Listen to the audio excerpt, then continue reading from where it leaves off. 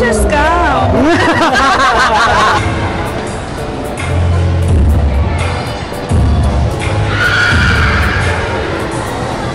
Welcome to the first Coffee Expo sa Quezon. Tara, let's go foodies. Let's go! Kape tayo!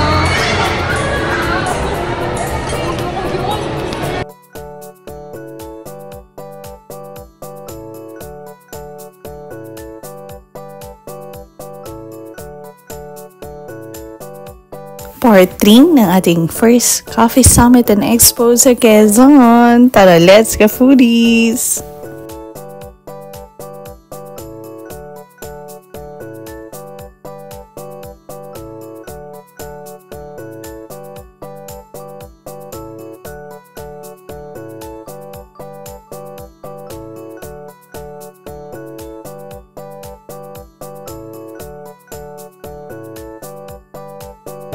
Celestia. So, caffeine-free siya. We pair up with the strawberry tea base. The other one naman po is water-based, is Tropical Island with calamansi.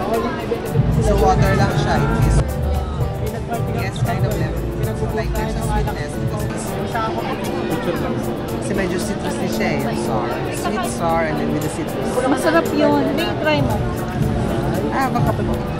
Strawberry fruit mix. So the strawberry fruit mix like 400 pesos. Cheers! This one is sweeter. Pero parehas siyang masarap. Yes. I think it's because of the passion. Strong slurping as you can. Pandan na pandan. Ano po ito? Pandan coffee? Pandan. Ano sir? Pandan makapuno po. Pandan makapuno ma. And yeah, we can start forming a line. Ano na kayo mama yung coffee shop po? Bakit po? Baka gusto nyo mauna kasi baka mahugas yung coffee. Masarap po, matamis. Parang buko pandan.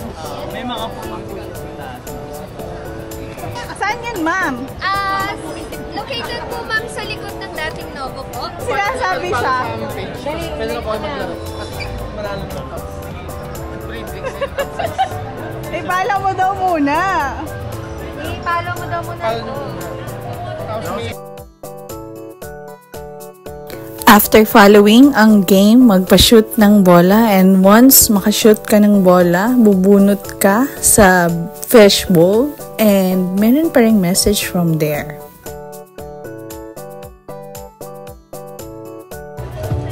Sana ilagayan yung coffee cup, kulay black. Oo. Ay, sorry kang ba? Don't worry. Ano po yun ma'am, free exercise yung matatanggap niyo pagpunta sa Silangang Mile po namin. Okay. Decaf from Colombia.